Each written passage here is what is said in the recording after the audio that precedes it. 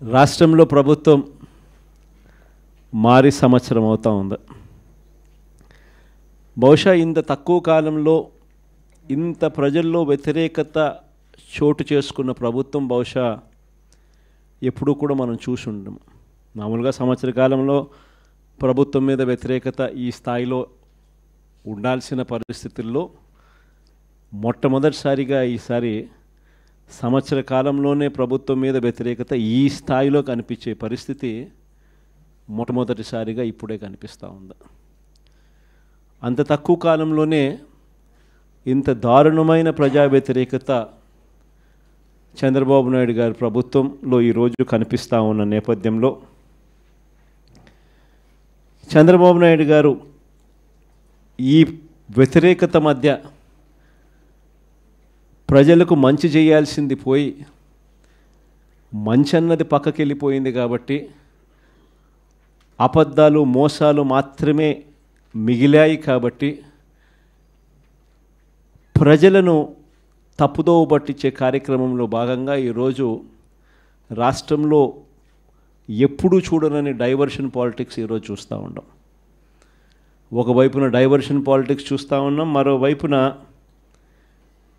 అణిచివేత ధోరణి అన్నది ఎవరైనా కూడా ప్రజల సమస్యల మీద ఎవరైనా స్పందిస్తే, ఎవరైనా గట్టిగా అడగడం మొదలెడితే ఆ గొంతును నొక్కడం కోసం ఎప్పుడూ చూడని విధంగా ఈరోజు రెడ్ బుక్ రాజ్యాంగ పరిపాలన ఈరోజు మనం చూస్తూ ఉన్నాం.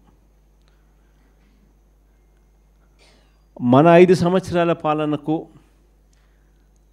చంద్రబాబు నాయుడు గారి ఇప్పటి పాలనకు మధ్య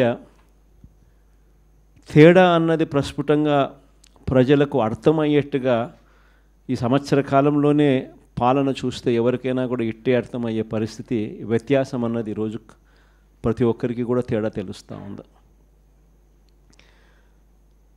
మన 5 సంవత్సరాల మన కాలంలో ఎప్పుడూ ఇంతకు ముందు జరగని విధంగా వివక్ష లేకుండా కులం చూడలేదు, మతం చూడలేదు, రాజకీయాలు కూడా చూడలేదు, చివరికి ఏ పార్టీ అని కూడా చూడకుండా మంచి చేసిన ప్రభుత్వం ఒకవైపున మనది కనిపిస్తే రెండవ వైపున ఇటువైపున ఈరోజు ఈ సంవత్సర కాలంలో కనిపిస్తూ ఉన్నది ఏమిటి అని అంటే మంచి అన్నది ఎలాగూ లేదు, వివక్షకు తావు ఎలాగూ లేదు. ఎందుకనంటే ప్రతి పథకము ఏ పథకము లేదు కాబట్టి.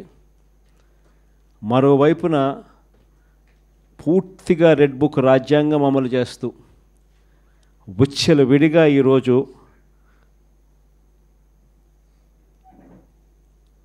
అన్యాయాలే కనిపిస్తూ ఉన్నాయి. మన ప్రభుత్వంలో ఎప్పుడూ చూడని విధంగా విద్య, వైద్యం, వ్యవసాయం, పారదర్శకత పాలన, law and order, Disha app లాంటివి రెవల్యూషనరీ రిఫార్మ్స్ తీసుకొని వచ్చి ఎప్పుడు చూడని మార్పులు మనం తీసుకొస్తే ఈరోజు ప్రతి వ్యవస్థ కూడా కొలాప్స్ అయిపోయిన పరిస్థితులు ఈరోజు కనిపిస్తూ ఉన్నాయి. వీటి అన్నిటికీ సంబంధించి మొన్న ఈ మధ్యకాలంలోనే ఒక వారం రోజుల కిందటనే సుదీర్ఘంగా ప్రెస్ కాన్ఫరెన్స్ కూడా పెట్టాం. దాదాపు 2 గంటల సేపు సుదీర్ఘంగా ప్రెస్ కాన్ఫరెన్స్లో మన పాలనకు ఆయన పాలనకు మధ్య తేడా చూపిస్తూ ఆ ప్రెస్ కాన్ఫరెన్స్లో చంద్రబాబు నాయుడు గారు చేసిన మాటలు ఏమిటి, ఎన్నికలప్పుడు ఆయన చెప్పిన మేనిఫెస్టో ఏమిటి, ఎన్నికలప్పుడు ఆయన ఆ మేనిఫెస్టోను చూపిస్తూ ఆయన మాట్లాడిన మాటలు ఏమిటి, ఆ తర్వాత ఎన్నికలు అయిపోయిన తర్వాత ఆయన ఇవాళ చేస్తూ ఉన్న మోసాలు ఏమిటి, అబద్ధాలు ఏమిటి అని చెప్పి క్లియర్ కట్గా అందరికీ అర్థమయ్యేట్టుగా వీడియోలు కూడా ప్లే చేసి చెప్పడం జరిగింది. ఈరోజు మనమంతా కూడా ఎందుకు ఏకమైనాము అని అంటే సంవత్సర కాలం అయిపోయింది. ఈ సంవత్సర కాలంలో చంద్రబాబు నాయుడు గారి వల్ల ప్రజలకు జరిగిన నష్టం, 2 సంవత్సరం చంద్రబాబు నాయుడు గారు ఇస్తాను అని చెప్పిన ఏ హామీని నెరవేర్చకపోవడం వల్ల ప్రతి కుటుంబానికి ప్రతి ఇంటికి జరిగిన నష్టం ఎంత?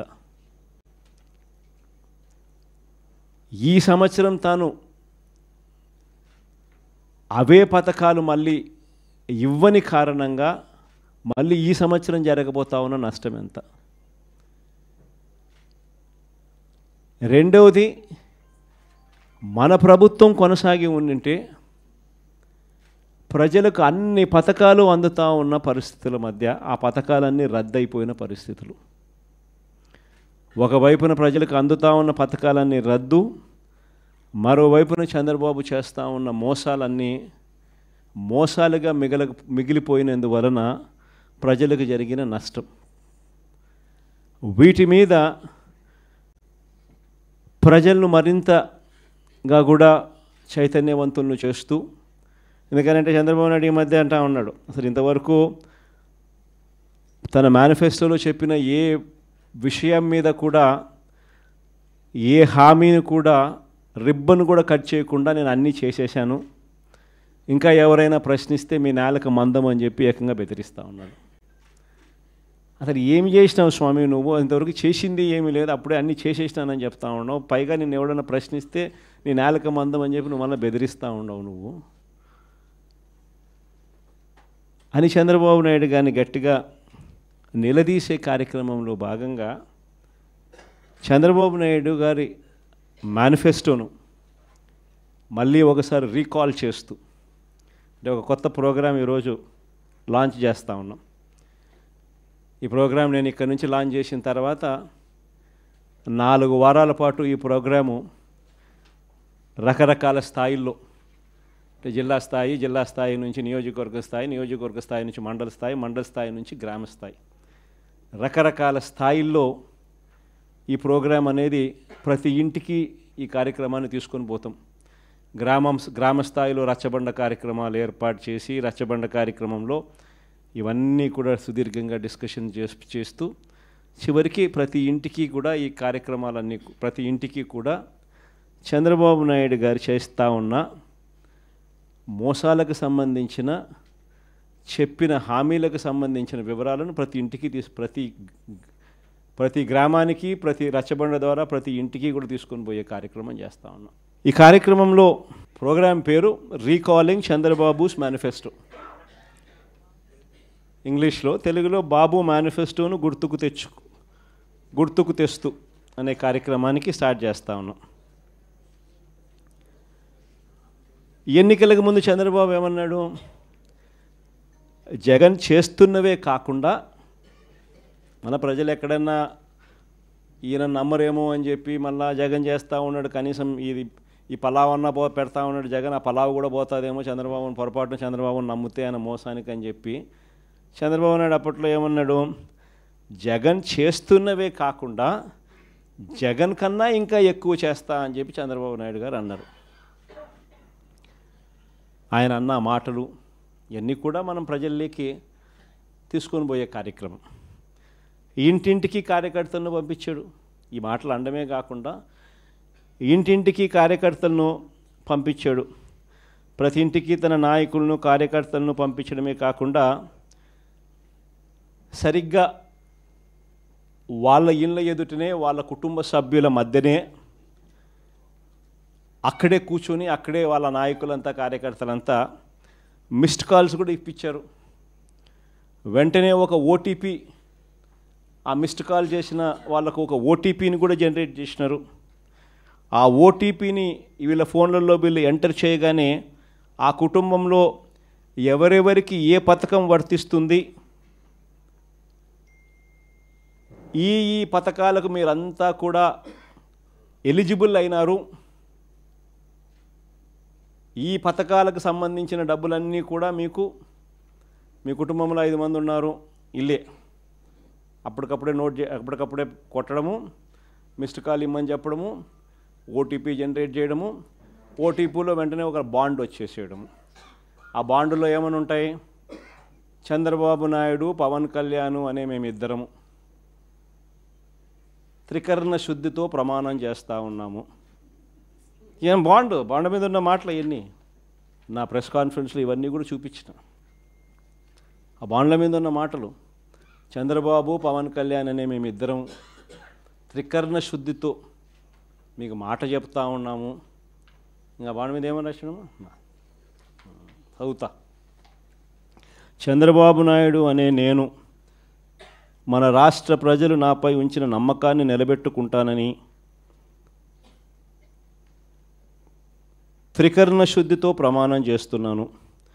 2024లో టీడీపీ అధికారంలోకి వచ్చాక భవిష్యత్తుకు గ్యారంటీలోని వాగ్దానాలను ఎటువంటి వివక్ష లేకుండా నిబంధనలు విధించకుండా అమలు చేయడంతో పాటు మన రాష్ట్ర అభివృద్ధికి పునరంకితమవుతానని ప్రతిజ్ఞ చేస్తున్నాను అని చెప్పి చంద్రబాబు నాయుడు సంతకం, ఆయనతో పాటు పక్కన పవన్ కళ్యాణ్ కూడా సంతకం పెట్టారు. ఇద్దరు కూడా ఇవన్నీ కూడా బాండ్ల మీద రాసి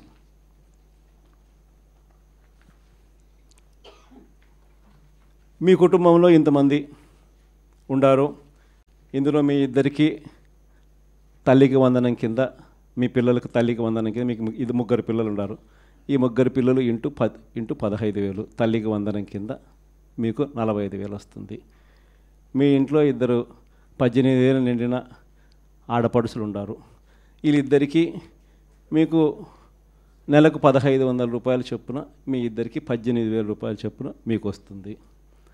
మీ ఇంట్లో రైతు మీకు ఉన్నారు, మీ రైతుకు 20,000 కింద అన్నదాత సుఖీభవ కింద అదనంగా వస్తుంది. మీ ఇంట్లో ఉద్యోగం రాని పిల్లవాడు, ఉపాధి లేని పిల్లవాడు ఒక పిల్లవాడు ఉన్నాడు.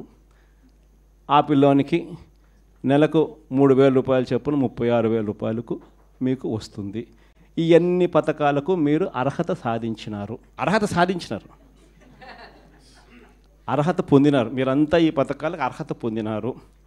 2024 జూన్ నుంచి మీకు ఈ డబ్బులు జమ చేయడం మొదలెడతాము అని బాండ్ ఇచ్చి త్రికరణ శుద్ధితో ఈ మాటలు చెప్పి ఇదన్నీ జరిగినాయి.